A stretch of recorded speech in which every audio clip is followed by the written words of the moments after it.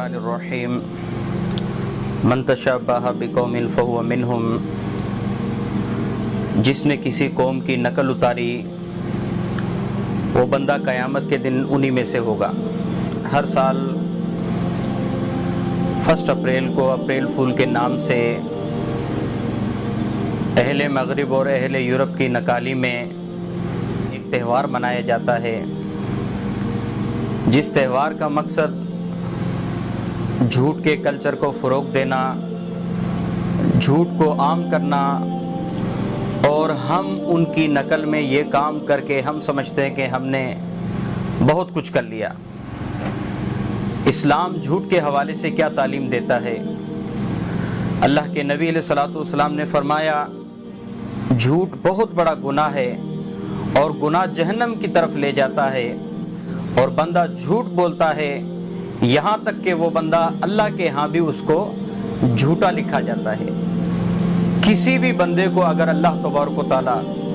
اپنے ہاں لوح محفوظ وغیرہ میں جھوٹا لکھ دے تو یقیناً اس بندے کی، اس انسان کی ناکامی اور نامرادی میں ذرا برابر بھی شک نہیں ہو سکتا۔ اللہ کے نبی علیہ الصلوۃ والسلام نے ایک واقعہ بیان کیا کہ میں نے رات 2 بندے دیکھے، وہ 2 بندے میرے پاس آئے اور انہوں نے آ کر مجھے کہا کہ محمد صلی اللہ علیہ وسلم، آپ نے خواب میں جس بندے کو دیکھا کہ جس کا جبڑا چیرا جا رہا تھا، یہ بندہ بہت بڑا جھوٹا تھا، یہ کوئی بھی جھوٹی بات بیان کرتا تھا، یہاں تک کہ یہ جھوٹی بات اس کے ذریعے دنیا بھر میں پھیل جاتی تھی، اور پھر قیامت کے دن تک اللہ کے نبی نے فرمایا ان 2 بندوں نے مجھے بتایا کہ اس جھوٹے انسان کے ساتھ قیامت کے دن تک ایسے کیا جاتا رہے گا، یعنی مسلسل اس کے جبڑوں کو چیرا اور پھاڑا جاتا رہے گا۔ تو بھائی، ہم میں سے کوئی بھی انسان، کوئی بھی مسلمان اگر اس بیماری میں ملوث ہے تو اس پیغام کو آنے کے بعد ایک مسلمان ہونے کے ناطے اسے اس کام سے بچنا چاہیے، اس کام سے پرہیز کرنا چاہیے، نہیں تو ایسا نہ ہو اللہ تبارک و تعالیٰ نے جیسے قرآن میں فرمایا فَلْيَحْذَرِ الَّذِينَ يُخَالِفُونَ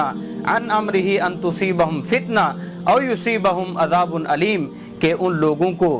ڈرنا چاہیے جو محمد کریم صلی اللہ علیہ وسلم کے حکم سے روگردانی کرتے ہیں کہ اللہ ان کے اوپر اپنی طرف سے کوئی آزمائش نہ ڈال دے یا ان کے اوپر کوئی دردناک عذاب نہ آ جائے۔ اللہ تبارک و تعالی ہمیں نیک اور صالح عمل کرنے کی توفیق عطا فرمائے۔